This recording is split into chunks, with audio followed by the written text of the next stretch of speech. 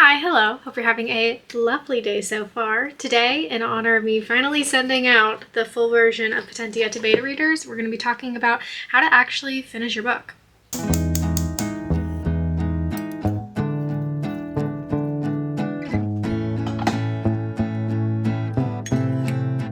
If we haven't met before, hi, I'm Abby. I'm the author of the young adult fantasy novel, The Power of Shadows, and my current work in progress is an adult fantasy about two family frenemies who can defy the laws of physics if you understand them well enough. So it's a dark academia book with dual POV, and I'm very, very excited that I finally have the full draft out in the world to get feedback on.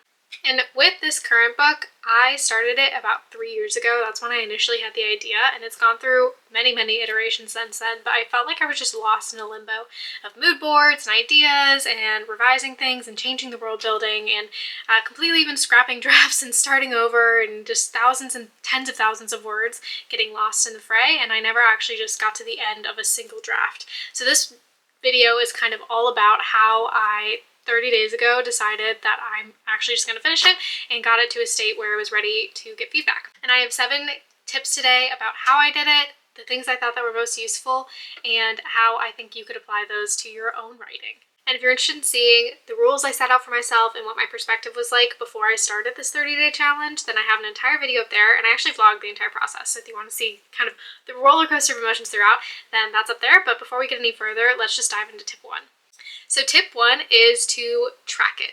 You need some way to have a visual indicator of the progress that you're making, and I think that it's better if it's disconnected from the actual word count, because word count is, while a good indicator of like where you're going and always there in the manuscript, I think having something separate and outside of that is really important. So for me, I have this little Tamagotchi app which tracks.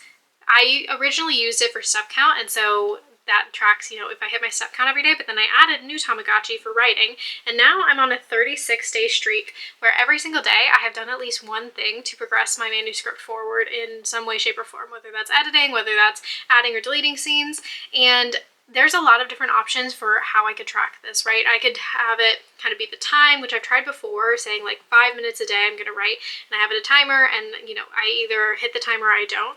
But really, honestly, the easiest thing for me is a little check mark. I just have the simplest option where I just have to click it.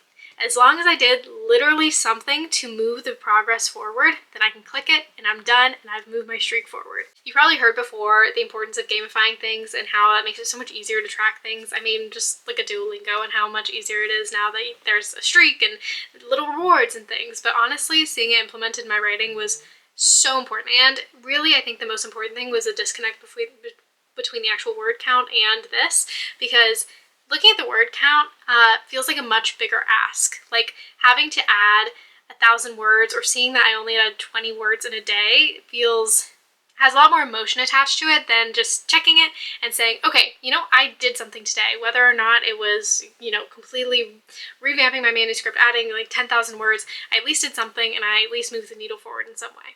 Number 2 is to make it time-bound.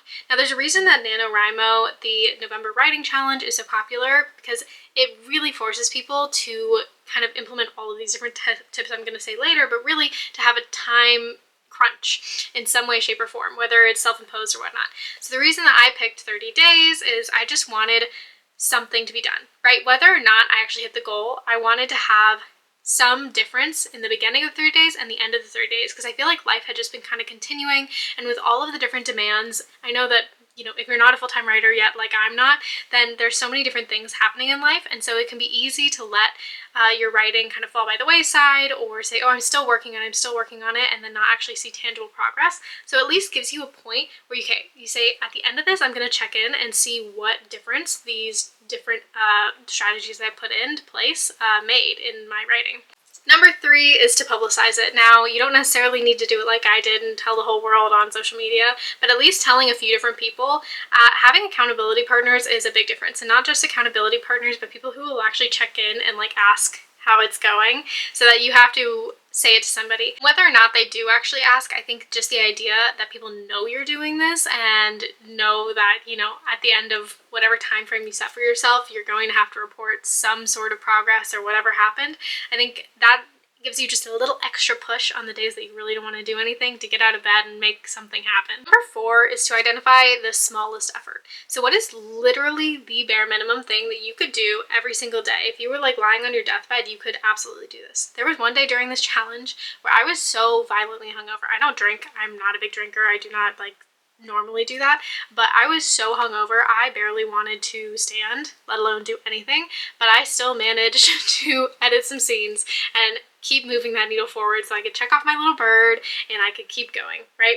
And so what does that smallest effort look like for you? Does it look like editing a full scene? Does it look like literally adding one word? You just promise yourself the absolute like smallest amount of time, smallest amount of output that you can do.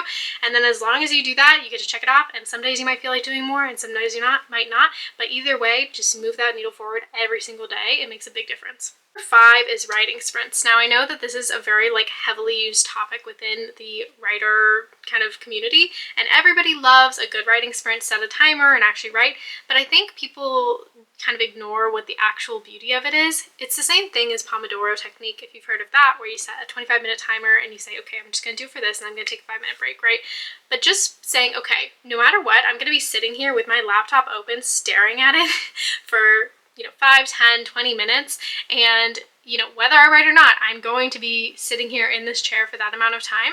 You end up usually doing more than you think you could. On days that I didn't feel inspired or didn't feel like I could actually get the work done, I said, okay, I'm literally just going to flip this little timer I have. 1 second, I'll go grab it. I have this little timer cube, but often I also set them just on my laptop or on my phone. But it has a few different sides, so I can just pick, okay, literally my hand's going to move without any sort of inspiration from me, and it's just going to move it onto a time, and it clicks and it starts ticking away, and something's going to happen.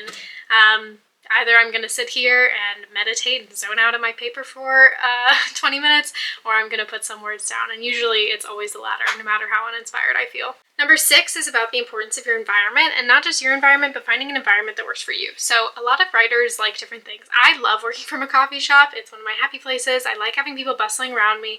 It makes me feel a lot more integrated in the real world, and when I'm kind of losing myself in my head, I can still kind of hear in the background real conversations that keep me grounded and remembering what real dialogue sounds like and what real interactions look like for different people.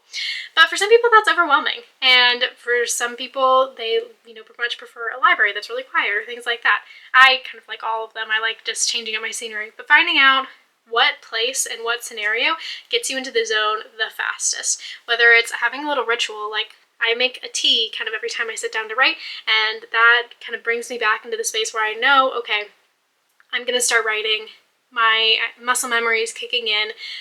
This is all the cues that tell me we're getting into a creative headspace. So kind of finding out what that is for you, and then just repeat, rinse and repeat. Like every time you kind of ingrain that routine, whether or not you're normally somebody who likes routine.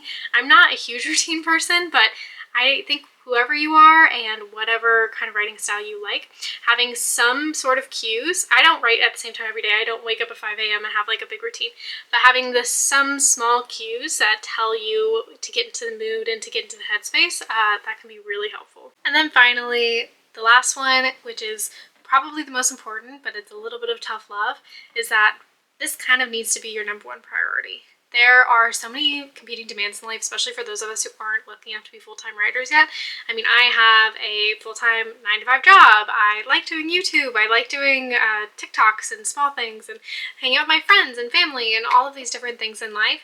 But you need to make writing your default. So when you would normally reach for whatever your go-to relaxation is, whether it's reading books, hopefully there's some reading in there, or watching YouTube, or turning on reality TV, at least for the time period that you've set for yourself, you need to make the new default writing. Whether you can block those different things, or you tell your friends and family so they know that, usually you're gonna kind of be writing more often, and you might do things like parallel play, where you can both do things where you can both spend time together by doing things in the same space. And I'm not advocating for you to like cut yourself off from the world and not talk to your friends and family, but you will probably need to make sacrifices, because if you want a different outcome than whatever the writing process has been like thus far, and you want to actually be able to finish, then you're going to need to change the way you've been doing things. So really, writing needs to be your default and needs to be your #1 activity, and that's the way that you'll see the fastest results and the most effective kind of change in how you've been doing things. So those were my 7 tips and how I managed to decide I was actually just going to finish my novel in 30 days and then send it out to beta readers. Is with them now. Hopefully I get some feedback back soon. And if you think any of these tips are useful or are able to implement any of them, I would love to hear down in the comments. And if you enjoy spending time together, then please subscribe. And if you want to hear more about this 30-day journey and see kind of the progress as I was going, then I have a full playlist linked there. So I'll catch you in the next one and have a great day. Bye.